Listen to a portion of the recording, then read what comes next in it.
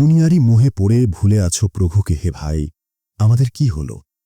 আমরা আজ আখিরাতকে ভুলে গিয়ে দুনিয়ার মোহে আচ্ছন্ন হয়ে আছি।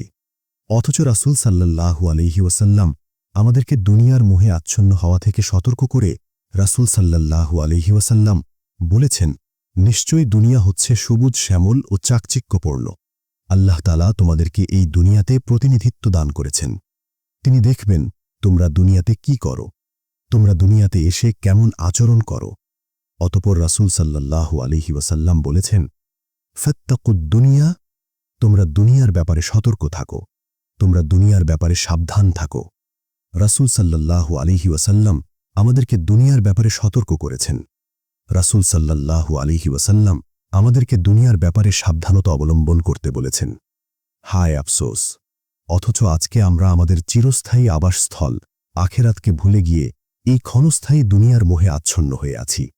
এই তুচ্ছ দুনিয়ার উদাহরণ দিতে গিয়ে রাসূল সাল্লাল্লাহু আলাইহি ওয়াসাল্লাম বলেন, এই দুনিয়ার মূল্য যদি আল্লাহ তাআলার কাছে একটি মাছির ডানার সমপরিমাণ হতো, তাহলে আল্লাহ তাআলা কোনো কাফেরকে এই দুনিয়া হতে এক ঢোক পানি খাওয়ারও সুযোগ দিতেন না। হাদিসে বর্ণিত হয়েছে, আখিরাতের তুলনায় দুনিয়ার উদাহরণ হচ্ছে অথই সমুদ্র থেকে আঙুলে উঠে আসা এক ফোঁটা পানির মতো। রাসূল সাল্লাল্লাহু আলাইহি ওয়াসাল্লাম বলেছেন, দুনিয়া মুমিনদের জন্য জেলখানা আর কাফেরদের জন্য ভোগ বিলাসের জায়গা। রাসূল সাল্লাল্লাহু আলাইহি ওয়াসাল্লাম বলেছেন, তুমি দুনিয়াতে একজন অপরিচিত লোকের ন্যায় অথবা একজন মুসাফিরের ন্যায় বসবাস করো এবং তুমি তোমার নিজেকে কবরের অধিবাসী মনে করো। রাসূল সাল্লাল্লাহু আলাইহি ওয়াসাল্লাম দুনিয়ার এই ধন সম্পদকে ফিতনার সামগ্রী হিসেবে উল্লেখ করেছেন। রাসূল সাল্লাল্লাহু আলাইহি ওয়াসাল্লাম বলেন, ইন্না লিকুল্লি উম্মাতিন ফিতনাতান, ফিতনাতু উম্মতি আল মাল। নিশ্চয়ই প্রত্যেক জাতির জন্য, প্রত্যেক উম্মতের জন্য কিছু ফিতনার সামগ্রী ছিল, আর আমার উম্মতের জন্য ফিতনার সামগ্রী হচ্ছে এই ধন সম্পদ। রাসূল সাল্লাল্লাহু আলাইহি ওয়াসাল্লাম দুনিয়ার এই ধন সম্পদকে আমাদের ধ্বংসের কারণ হিসেবে উল্লেখ করেছেন। রাসূল সাল্লাল্লাহু আলাইহি ওয়াসাল্লাম বলেন, আলা ইন্নাদ দীনার ওয়াদ দিরহামা কদ আহলাকা মান ক্বাবলাকুম ওয়া হিয়া মুহলিকাতুকুম। জেনে রাখো, এই দিনার, দিরহাম, স্বর্ণরূপ, টাকা পয়সা তোমাদের পূর্ববর্তীদেরকে ধ্বংস করেছিল, এগুলো তোমাদেরকেও ধ্বংস করে ছাড়বে। রাসূল সাল্লাল্লাহু আলাইহি ওয়াসাল্লাম সত্যিই বলেছেন, এই ধ্বংসাত্মক দুনিয়া আজকে আমাদের ধ্বংস করে ছাড়ছে। এই ক্ষণস্থায়ী দুনিয়ার জন্য ভাই তার আপন ভাইকে হত্যা করছে। এই তুচ্ছ দুনিয়ার জন্য কলিজার টুকরো সন্তান তার পিতামাতার অবাধ্যতা করছে। কলিজার টুকরো সন্তান তার পিতামাতাকে হত্যা করছে। এই সামান্য দুনিয়ার জন্য কত আত্মীয়তার সম্পর্কই না নষ্ট হয়েছে।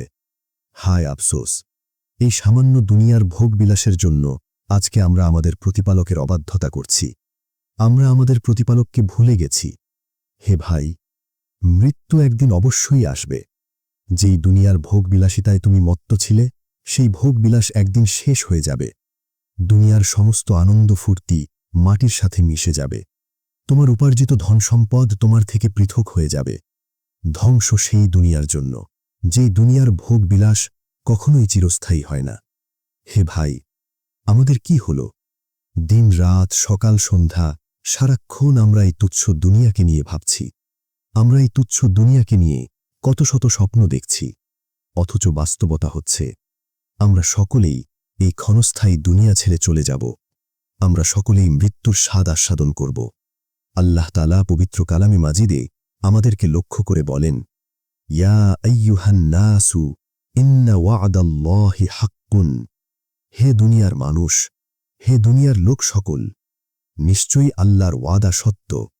সুতরাং দুনিয়ার জীবন যাতে তোমাদেরকে কিছুতেই প্রতারিত না করে, দুনিয়ার জীবন যাতে তোমাদেরকে ধোঁকায় না ফেলে।